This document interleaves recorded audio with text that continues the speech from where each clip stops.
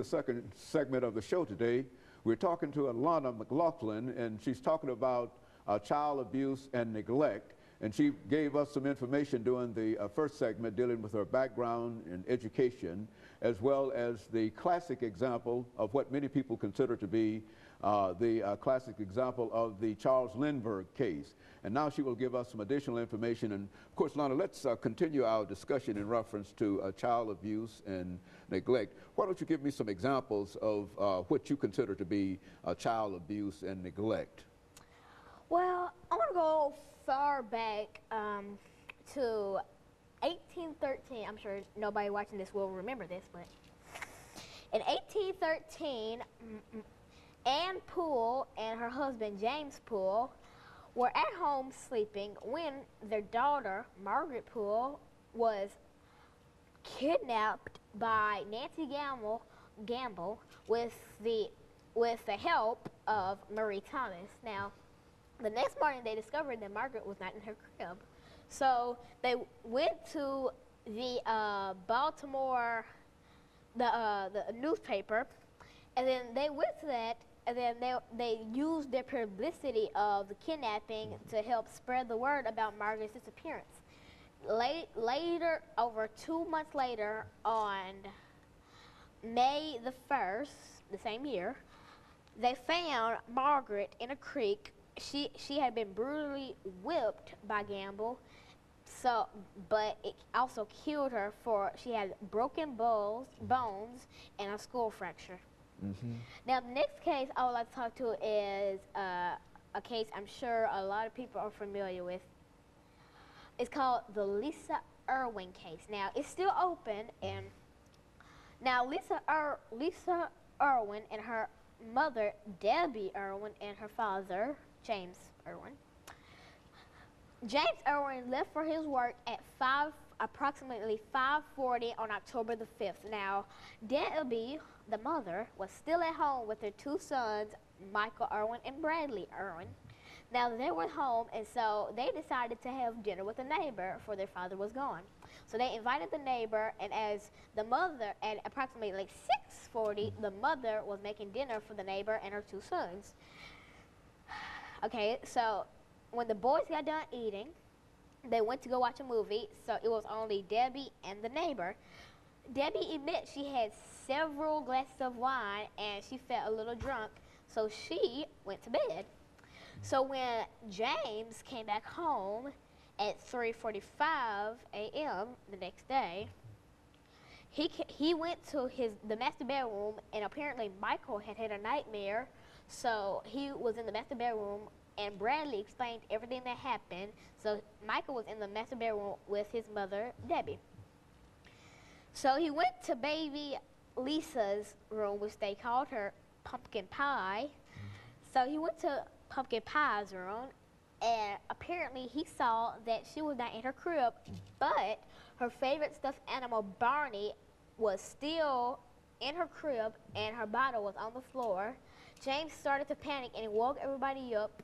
Then he called the 911 on a work phone that he used, and as soon as the police arrived, 50 men searched the woods approximately behind their house, and 50 other men searched all the house.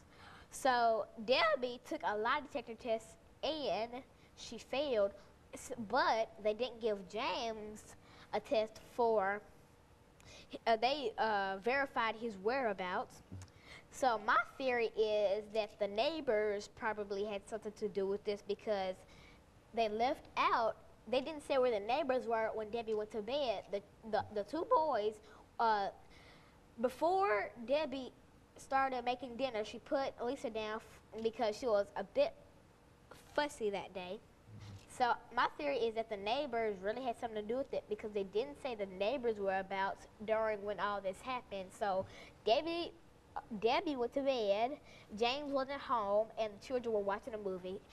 And my theory is that somebody across the street had something to do with it, because Debbie left the computer room's window open, and their theory is that the criminal or whoever did it got through because that window was open.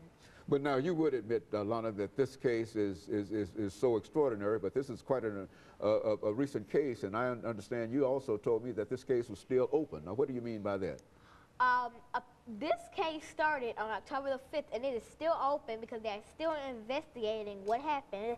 And if you read People magazine, the latest issue has baby Lisa on the cover, so you should check out People magazine, for it will tell you all the things that I have told you about it on that magazine. Now, that's another classic example of child abuse and neglect. Now, why don't you think in terms of some of the child abuse that you might be familiar with in terms of people at your school? Do you know any young people at your school who look as if they have been abused, and if so, what are some of the characteristics that you find in reference to these children? Well, there is this one kid at my school. He never really talks. He usually sits on his desk, and when I come over to say hi to him, he's quietly sobbing in his arm. And I noticed on his arm there were blood scratches all down his arm. And I asked him what happened, and he claimed that his dog attacked him. But I really think something is up. So I took him to the guidance counselor, and we're still trying to figure out if he's okay or not. Again, that's an example of what you're doing at your school. And also, I understand that you've established a bullying club at your school for young people who, because we're saying that not only do parents abuse children, but children abuse children. Is that correct? Say something about that. Well, bullying is it's commonly child abuse, and parents abuse their children too, so bullying is a part of child abuse. I've seen people get pushed down, people get kicked, people get smacked. I've really seen it all at my school. And I've seen it everywhere. I've seen it on the streets. I've seen people get gunned down, and it's sad to see, because what if they're going through enough things at home? You just got to add to their pain, add to their plate. Very good. And of course, Lana, we're getting ready for our second commercial break here, and you've given us quite a bit of information about classic child abuse and some of the classic cases in reference to child abuse. And not only that, you've even opened up some cases that are even being investigated today, and giving your theories in reference to it, and et cetera. And I want you to know that we certainly appreciate that. But now, when we come back during this last segment, we're going to have to deal with what we might consider the classic kind of child abuse that you talked about earlier, and then we're going to deal with some of those issues involved. And we'll be back with our audience following this very, very short commercial break.